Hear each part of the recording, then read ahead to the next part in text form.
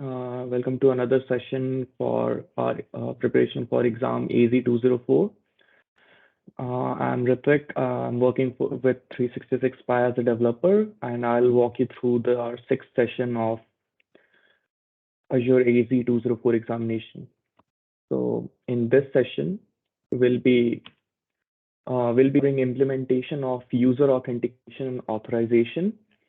And in this session, we'll be walking around how we can authenticate a user using MSAL and how we can use the Graph APIs after getting a token generated and how we can access all the data. And we'll also cover a little bit about how and where we can use Graph APIs and how the implementation of Graph APIs is easier than compared to a lot of other APIs. And then also we'll be covering a lot of parts of MSAL, including the benefits. So let's start. So we'll start with the benefits of MSAL. So the first benefit is that it allows us to have acquire tokens from MSAL platform and authenticate user and apps for our apps and all, and that in a very secured way. And we don't necessarily need to use OAuth libraries in our code base to use MSAL. We can just have MSAL and that will just handle all the token and everything for us. And we can further on use Graph APIs to handle all those tokens and get all the details. So the major reason why we can go for MSAL is because it helps us with the token expiration and all on its own. We don't have to do manually, and we don't have to manually check that when the token is getting expired, and if it is getting expired, how do we plan on refreshing it? Because MSAL will be doing that for us. And it's really easy to implement in your system. You don't have to go through a lot. And I'll just walk you through the documentation a little bit, and then we can just move on to the implementation side of things. So there are authentication types and scenarios where we can use MSAL. There are MSAL for you can use it for Android, Angular. You can use it for iOS or Mac. You can use it for your Go, Java, JS. As you can see, the list is pretty big. And that mostly covers most of the applications wherever we'll be planning on using it.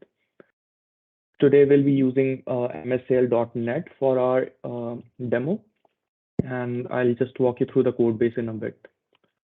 There's an authentication flow that is involved. So first is we have the authorization code, client credentials, on whose behalf we are doing it, the implicit device code, integrated windows, interactive, and username and password, of course. So now as we can see, the authorization code, that is just native web apps, which is obtaining tokens in the name of the user, which we'll be handling in the later part of things. And then there are client credentials, which is generated after we have made our app registration on our tenant. And then on whose behalf we are calling the Graph APIs for all the details. We can use the in-browser-based applications for implicit, and then there is device codes involved. And you can also have a look over this interactive and the username password. At no point of time we are storing or anyone is storing the username and password of the device. So that is rest assured that it is safe. So MSAL is basically divided into two parts: public client applications and confidential client applications. So the public client applications are mostly that run on desktop computers or in web browsers. They're not really trusted to safely keep our client secrets and everything.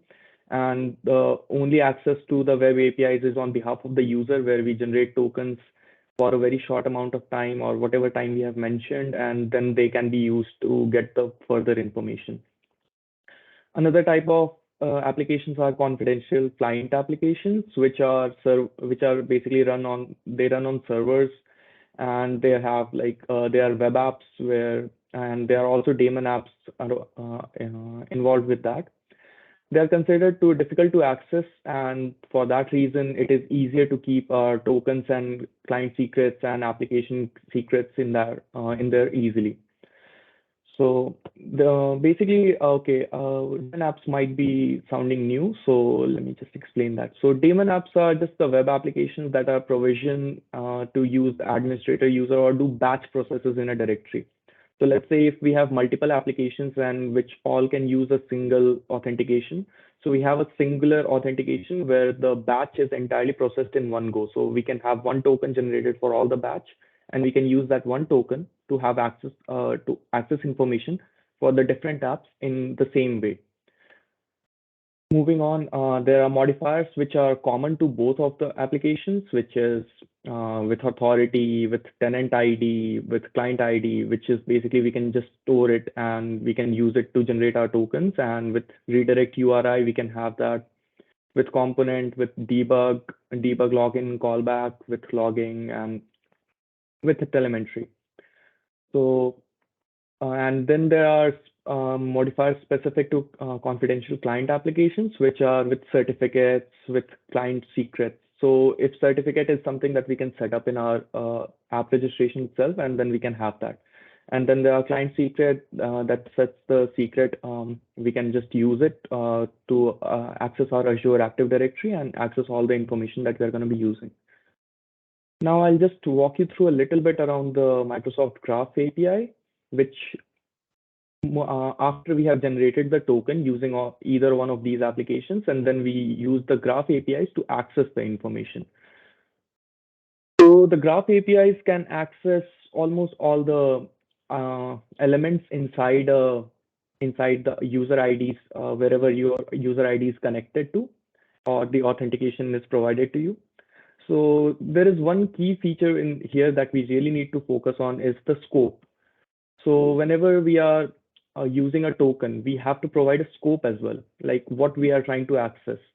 And we have to be very mindful with accessing scope is because let's say if I just wanted a user's email address, in that case, if I just wanted a user's email address, I don't need to have access to his, let's say, profile picture, or let's say his date of birth, or any other information that is not relevant to my need. So once we have our scope set up, we can access those data. And as you can see if we are using Graph APIs, we can have access to a lot of n number of elements inside the user's tenant. Sorry, not tenant, inside the user's ID's elements, like whatever the user is connected to. So we can have check-in with their calendar, we can have checks, we can check their bookings, we can have their Excel sheets, we can have access to the OneDrives, we can check the files that was uploaded, or any of these. But also at the same time, we can also have the security and enterprise mobility in there, which is basically threat protection and all. We can also verify whatever elements were there and whatever the Outlook contacts are there available to that user. And with all of those, we can have access to, once we have the token, we have to provide the scope accordingly, and then we can access all these elements. Then there are certain request URLs. So as I had just mentioned, if I just needed my profile info, I can just go with the profile URL. And if I just need the files, so I can go with the file. If I need the photo, and as you can see, the calendar events, high importance emails, get my manager is there, and last user to modify the file. We have access to all of these. And these are also the scopes mentioned at the end. So as soon as we enter this, the user will get a prompt that the person is trying to access. The moment you go through this, the person will be able to access all these informations. So once we go there, we can actually see whatever the elements are you are allowing the user to go through, you are allowing the user to have a check on.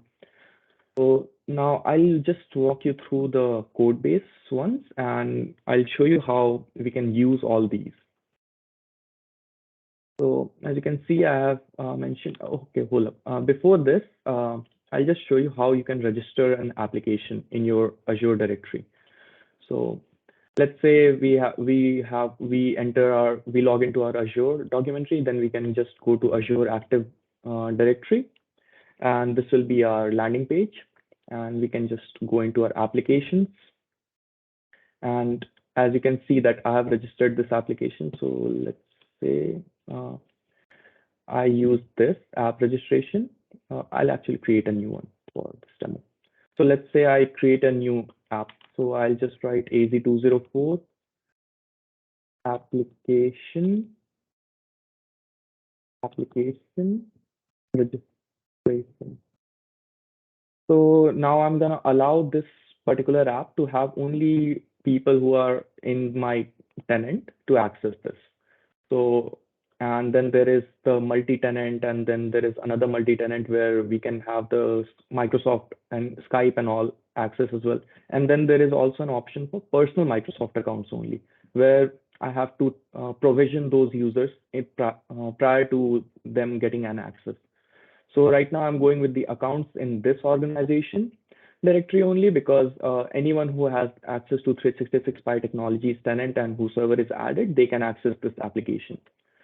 So after this, we have a redirect URI, which is an important part, because the authentication process responds URI after successful authentication, it will revert here. So right now, for this demo purpose, I'll be using the local host. And if you have a particular URL for it, you can add it here. And in here, you have to specify what you are exactly using it for. So it could be public client native mobile desktop. It could be a web, could be a single page application. So right now I'll be going with public client native mobile and desktop. So in here, I can just go with the local host, HTTP local host. So this is set up. Now all I have to do is just register, and it will set up everything for me. So now you can see the application is successfully created. Now I have my client ID, now I have my tenant ID. We have our redirect URIs. If let's say right now I added a local URL. So let's say if I wanted to add more, I can just go to the redirect URI and I can add more URIs, whichever it will be whichever it will be required here. And we can have our application ID URIs here set up. We can have our managed application. We can have our client credentials. So as I had mentioned earlier during our slide where we had this particular confidential client application. So now, as you can see, we could have issued a special certificate for it. So we can add a special certificate over here. So we can just add a new client secret, which will generate a certificate, which can be used for our confidential client applications. So now I'll just go back to my application registration. So now, as you can see, the app display name is this, as it is there. Now we have our client ID and we have our tenant ID. Now we'll be using these to access our token and to generate our token. So let me just get this client ID in our code.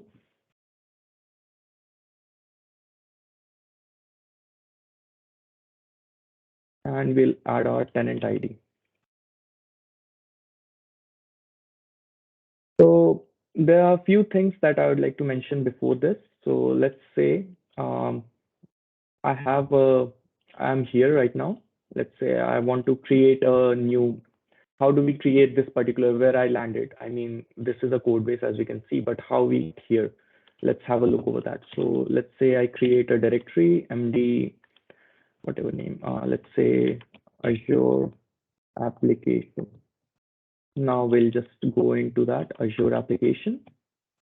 Now we can just create our .NET new console. So now this way we have created our .NET new console, which we'll be using, as you can see here. And we can access it using our either one of the apps for any code editor. Right now we'll go with the Visual Studio Code. So we can just go with code.-r. So now we have this application here, and this is ready. So as you can see, this is working. So let's do a quick test. The .NET build. It was successful. .NET run. So it should print hello world for me. As you can see here, it has printed hello world for me. So now we need a few. Now we're going to be needing a library, right, for the .NET package. So we'll have our .NET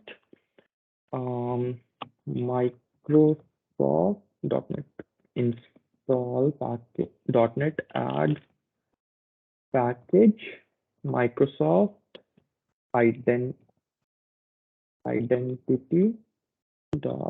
client.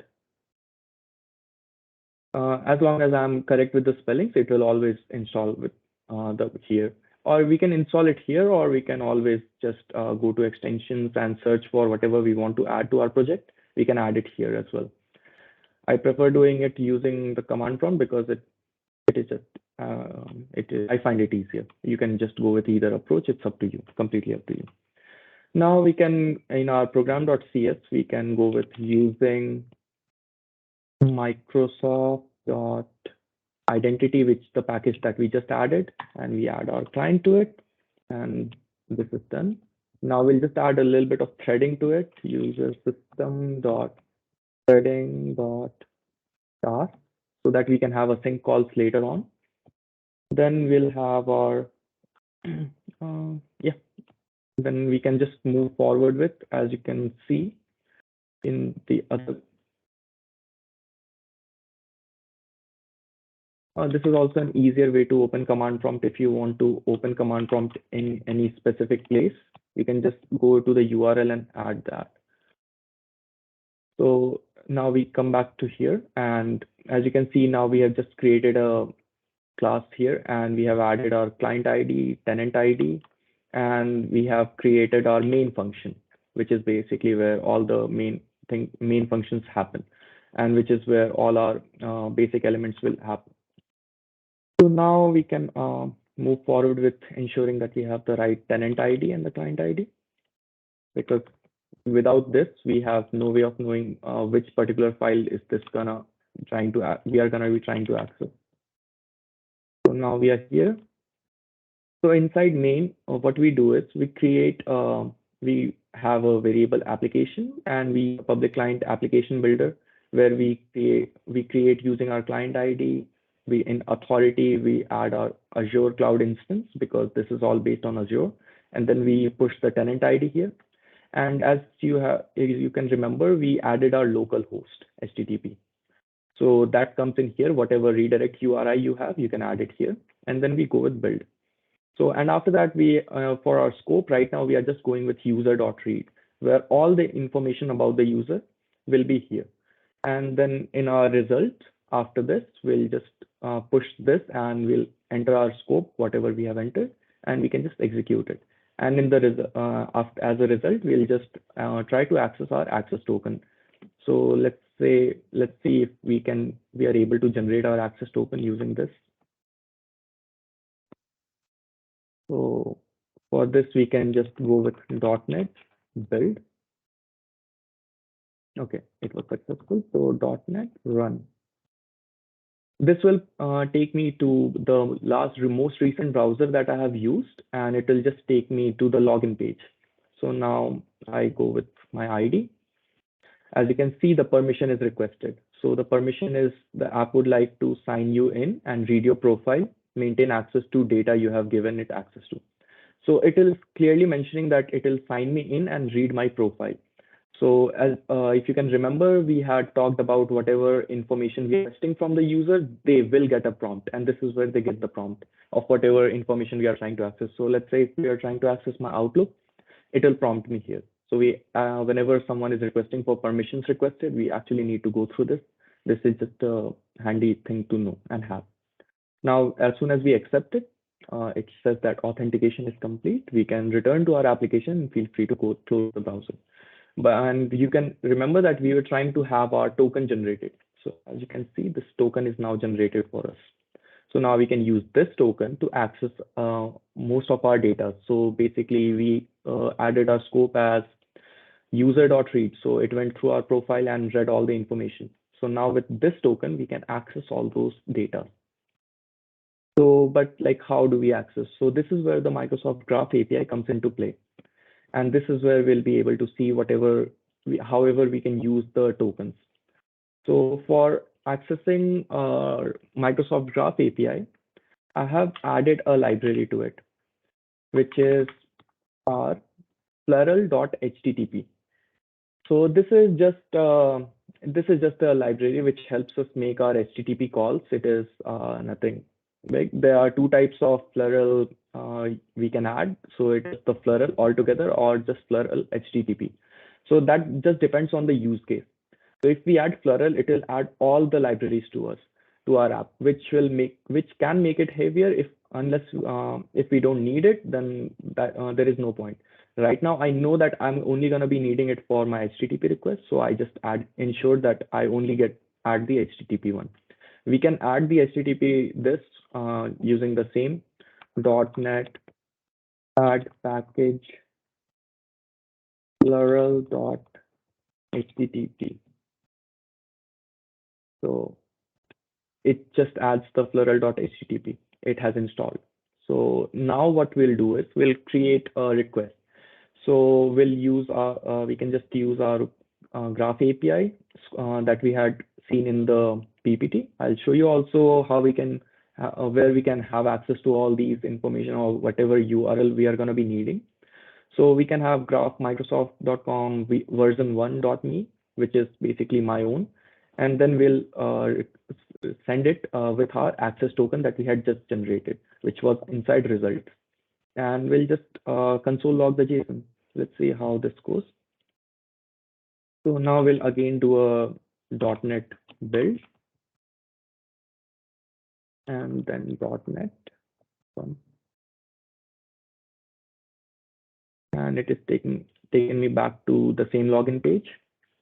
So now, since the last time I had allowed it for the permissions, and unless I explicitly go into my ID and remove that permission, the app won't constantly keep asking me for that permission because I have already said that when I logged in the first time. So now we should be able to have our information. So as you can see, this is a Graph API called, and it has my mail address, it has my job title, it has my given name, it has my principal name, it has all the access. It is basically a walkthrough through my profile where I have all the access. Now, how do we decide like what exactly are we going to be needing here? So there is an easy way to do this. There is a Graph Explorer in the developer tools by Microsoft, where we have access to all the information, whatever we are trying to access.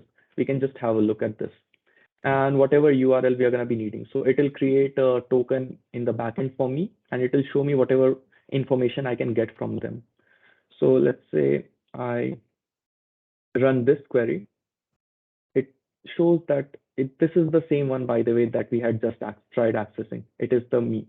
So there is a beta version as well for it available, where we get a lot of information, but it is still in beta mode. So I do not recommend it. If you're using it for your published application, let's go with the more stable one, which is version 1.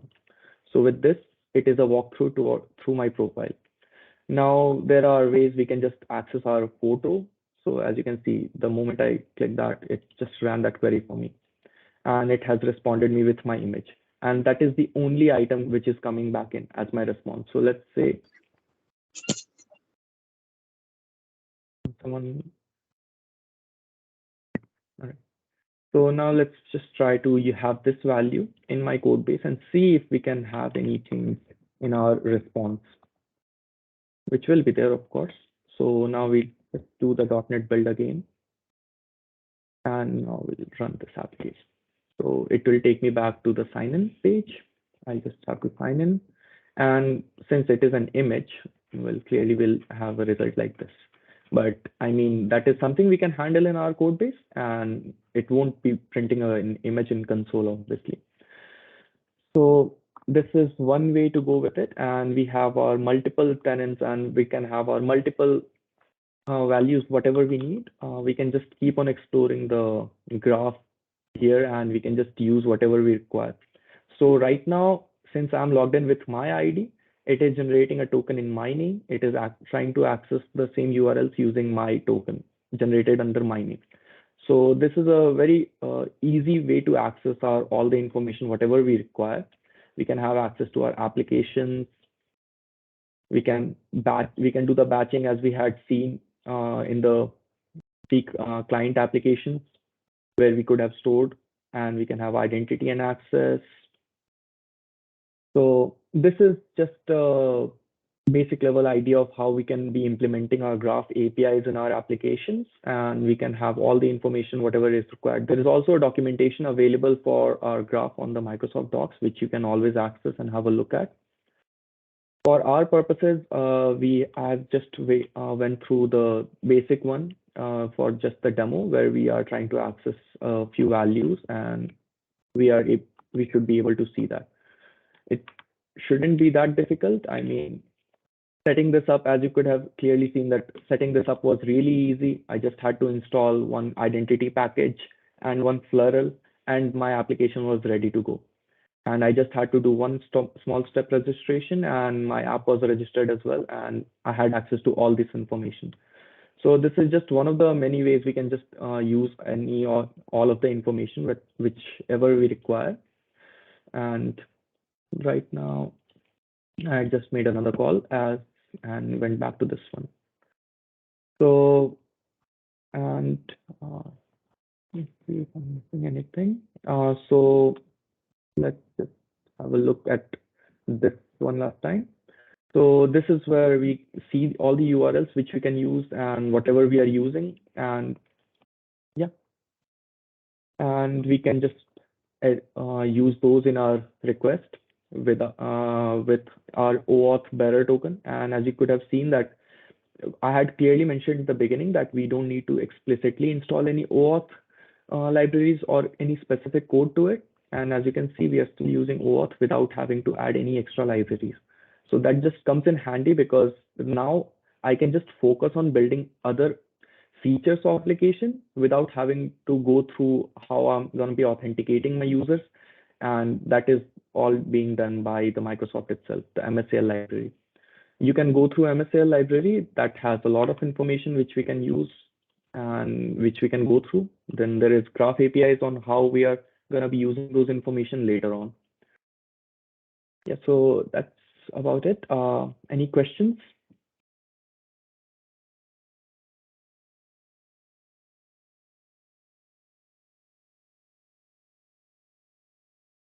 Um, I take it silence is the best answer.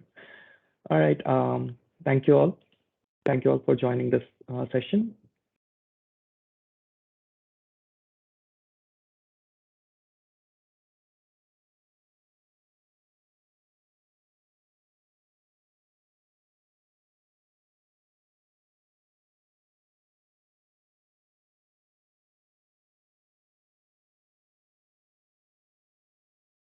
Ritwick, you there on the call? Yes, sir, I'm here. Yeah, I'm sorry. I was trying to figure out unmute myself. And so just one thing. I mean, so the tenant ID Yes, that sir. you are using, Yes, sir. on the elements of security, I mean, how do you think the security is going to impact? So, for example, the tenant ID that you mentioned, and it of course allow an auto connect. Yes, What sir. if someone just uses your tenant ID that you have used? So how does that work out? Yes, sir. So as I'll just share my screen again. So as you can see, the tenant ID that I used, it it won't directly allow the users to go through that, and the security part that you had back to this particular part where we had mentioned our this thing accounts in this organizational directory only. So I had mentioned this beforehand. So anyone from my organization itself will be the only Hmm. people who can. So let's say if you have a 366 PyTech, the same tenant ID, then only you can access it. Even if you do, we can have a log to check like, okay, so if there are any other people from other than my organization, that is where I need to be careful of. People from my organization, if they are trying to access, then only they can only access. Other than that, no one else from other tenants can access my ID, even if they have the ID, because only the 366 Pi is Okay. authorized. Okay, so basically it's more from the tenant configuration standpoint is where you try to work out. I mean, so and say, Yes. for example, okay, Yes, okay, sir. okay.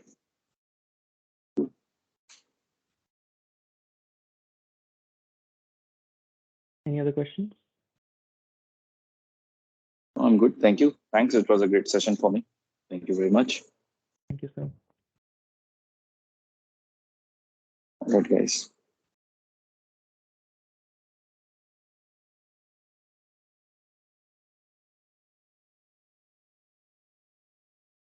Kailash sir, could